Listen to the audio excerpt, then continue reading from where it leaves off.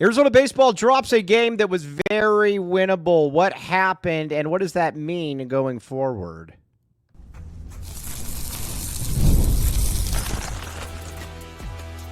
You are Locked On Wildcats, your daily podcast on the Arizona Wildcats. Part of the Locked On Podcast Network, your team every day.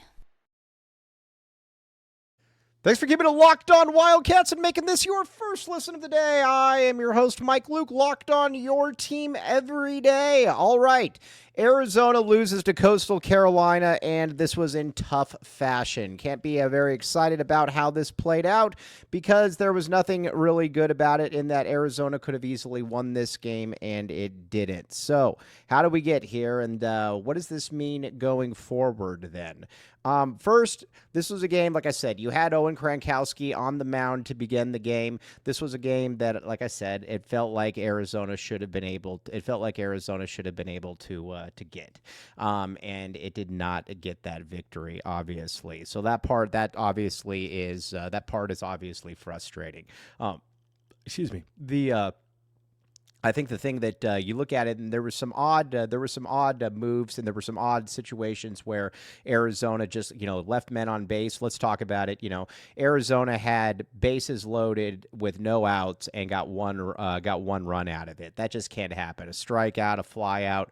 You got to be able to get guys home in that situation, especially when you're playing a team like Coastal Carolina that is really, really good to begin with. That is, like I said, that's just something that can't really happen, but it happened. And it just kind of is what it is. Now, the other thing too that you also had where there were some odd pitching decision or coaching decisions here, and I love Chip Hale. To be very clear about this, I like Chip Hale a great deal. Back to Chip, baby. I am a big fan of Chip Hale, but there were some odd moves that I don't know really what to make of. And that first one would be why I don't. How do I put this? I don't believe in walking guys to put more guys on base, and that's what happened, and that obviously did not work for Chip Hale. You at the top of the lineup, you walked Coastal Carolina's guy to put two men on base to get to their best hitter, their number 2 guy. Now, granted, I know that he wasn't exactly hitting the ball out of the park in that game, but he still is their best hitter. I think you've got to take your chances in that situation. Plus, he was due. That's the other thing. A lot of times when these guys are due, that they're that there's probably going to be something good that happens to them at some point, and that's exactly what happened for them. Coastal gets that, and then it turns into a 3-run inning. After that, everything is essentially done, and Arizona couldn't come back from that one. So that was a really tough decision. And then I don't like, and again, this one didn't really have a bearing on the game, but I think it was still kind of frustrating. I don't like the decision by Arizona to go away from Breyfogle, mainly because I think when you've got somebody like Breyfogle out there, he's had some really big moments this year for the Wildcats. And the other guy that they brought in, he's had 23 at-bats all year, and he's hitting .217. I don't care if it's a righty-on-righty matchup or anything like that. That really doesn't mean anything to me. I just care that this was a spot where you took out a hitter that has been fairly productive for you, and you brought in a guy that has not. And to nobody's surprise at all, he struck out. I had a friend message me, and he said, watch, he's going to strike out. And he did. Arizona didn't get any runs in, and that was the big story of the game. And I think that's something that's got to be frustrating for a lot of folks, because and that's the thing. Like with that North Carolina game, you knew very early on that, all right, this one, Arizona's not going to win this one. We just need to head on to the next game. This Coastal game was one that Arizona could have won. And, like I said, you look at it, and I think that's the frustrating part to all of this, is that this was a winnable game for the U of A, and there's really nothing else that, Arizona could do it. So now you're going to have to win 4 straight. Now, Chip Hale has done a great job this year. So, again, I'm not going to sit here and say that, I'm not going to sit here and bash Chip, but, just kind of is what it is, watching it, and you're like, all right, well, wish you could have done a little bit more.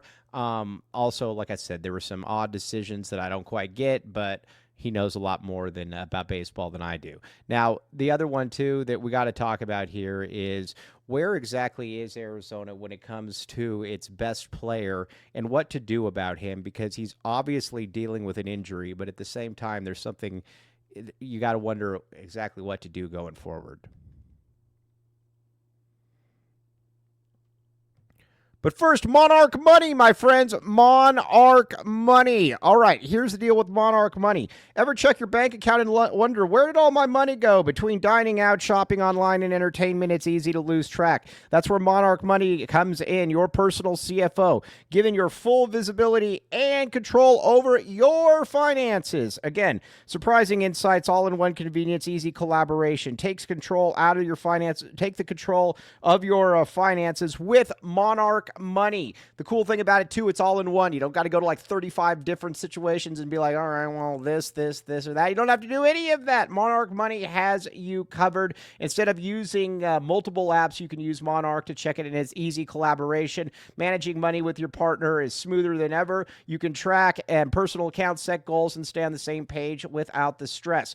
Take control of your finances with monarchmoney.com. Use code LOCKEDONCollege at monarchmoney.com for 50% off your first order. That's monarchmoney.com. Locked On College for half off of your first year. Get in there, stop just treading water, and start making money.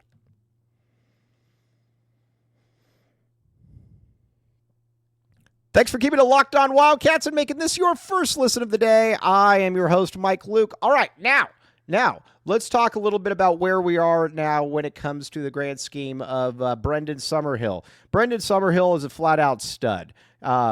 There's really no other way around it. He is a flat-out stud.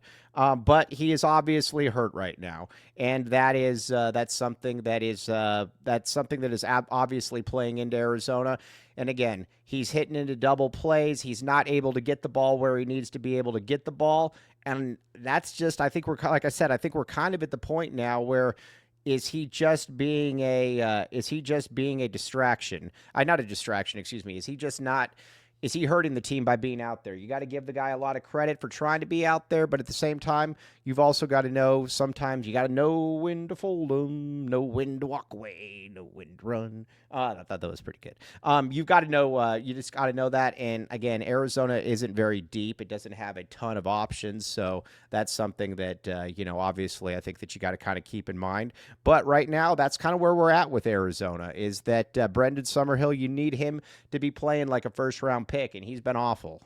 Like I said, this is he's injured. I get it, but he's out there. So, what exactly do you do when it comes down to that? And again, I don't really know the answer to that one. So, because you don't have as you saw too with the Breyfogle pinch hit, you don't really have a ton of guys there. And again, I think Chip Hale's done a really good job, but I don't look at this roster and say that that's a deep roster. I mean, you've got to be able to have everything hitting on all cylinders, and Summerhill obviously has been, he's not been good. Now I got to give a couple shout outs to a couple different guys. Guzman, I like him a lot. The catcher, that guy works his at bats. He's good. And again, he is not an easy out by any means. That is something that, I think that's something that you look at and you're kind of like, all right, I like that aspect about him. He's a good defensive catcher as well. He's a winner. Also, Tommy Splain, got to give Tommy Splain a lot of credit. I like Tommy Splain. He is a very opportunistic hitter. He's clutch, and that's something that I don't know that you can really put a value on, is what he is able to do when he is at the plate. So there's that. Mason White obviously continues to play well. He's gone, but that kind of is what it is. Now, the big thing I think with Arizona is, can they win 4 straight? Well, you're going to have to. I mean, and it has happened before. I think it happened back in 2018.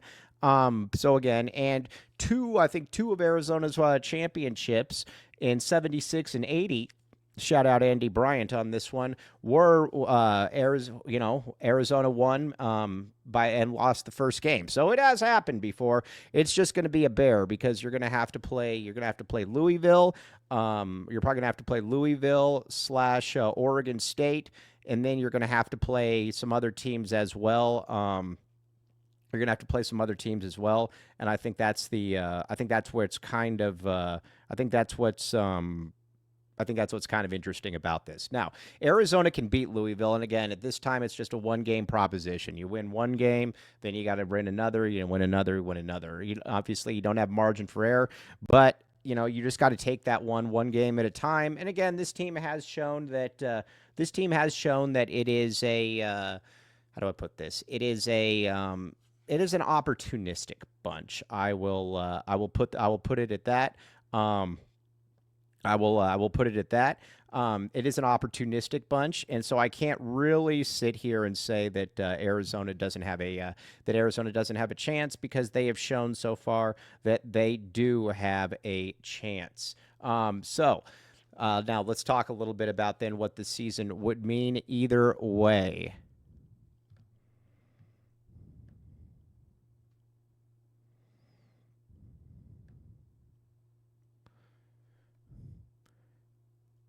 Thanks for keeping it locked on Wildcats and making this your first listen of the day. I'm your host, Mike Luke. All right, now let's talk a little bit about where exactly Arizona is. Either way, this season is a success. But I got to say, I think you're watching right now, and you do know that this is a team, this is a squad, this is a program that is headed in the right direction. This is a team that you got a lot of recruits coming in. You're basically returning the entire pitching staff. Now, again, I haven't been overly impressed by some of the pitchers, but you return everybody. And I think Smith Bailey coming back, that is a massive, massive get for the U of A. Smith Bailey is he's a future first-round pick. He's a star. You get Krankowski back. You're likely going to get Pluta back. You're likely going to get, like I said, a lot of your middle relievers back as well. So there's a lot to like about where Arizona is headed. But it's also, I think you also have to look at it, though, and also know that Arizona is Chip Hale's the right man for the job. This is a guy that wants to be here. He's done a good job, and I think that people need to, no matter what happens, you have to be able to sit here and say that Chip Hale has done a good job, because he has done a good job. Watching this team, watching how they play, and watching it, they leave everything on the field. Now, are they perfect? Sometimes I think coaches outthink themselves. I think Chip might be a little too much into analytics. Be that as it may, I don't exactly know, but like I said, you watch him and you can just tell that this is the right dude for the job. And he's somebody that I think makes the alumni proud. He certainly makes me proud. I mean, I'm obviously not a baseball alumni, but he's a guy that, you just watch him and you can just kind of tell that this dude knows what he's doing. He knows how to do. He knows what to get here. And that's where it's at. But it's still a one-game proposition. If you beat, you're most likely going to play Louisville. If you play Louisville, you can beat them. You don't want to play Oregon State. But heck, maybe it's chess, not checkers, though. We had a friend tell us that, if you play Oregon State in the losers bracket, that means, and you beat them, that means that they are out. And so you don't have to deal with them again. Maybe you deal with Louisville or something like that. You don't have to play Oregon State twice. So who knows? Maybe it's chess, not checkers. But Arizona, like I said, this was a winnable game. Listen, Coastal Carolina looks like a better team to me. Take that for what it's worth. But I also look at it, though, and I say that it didn't, like North Carolina felt like they were really better. And I know that Coastal Carolina is probably better than North Carolina. I get all that. But Coastal felt a lot better. North Carolina felt a lot better. Arizona went in and won 2 straight games. You're going to have to do that again, plus some more. But this team has been hot. This team has shown that they know what they're doing. I don't know that Summerhill, you're going to be able to really count on him, but, he's really kind of taken away from the team at this point, but he is hurt. You got to give him a lot of credit for playing. But, it's all hands on deck now on Sunday. I got an early game, all hands on deck. The Cats got to be able to take care of business in that one, and then hopefully you can extend this season out a little bit. But either way, it's been a good season. These guys have made us proud, and, again, the Big 12 love. It's been a fun conference, and it's been a fun get-go for these Arizona Wildcats. All right, we'll be back with you then on Sunday, breaking everything down. Hopefully we're talking about a dub this time. Hopefully we're talking about Arizona getting that win and moving on from there. But as always, thanks for making Locked On Wildcats your first listen of the day. I'm your host, Mike Luke. Bear down, back the A, and you're Locked On, your team every day.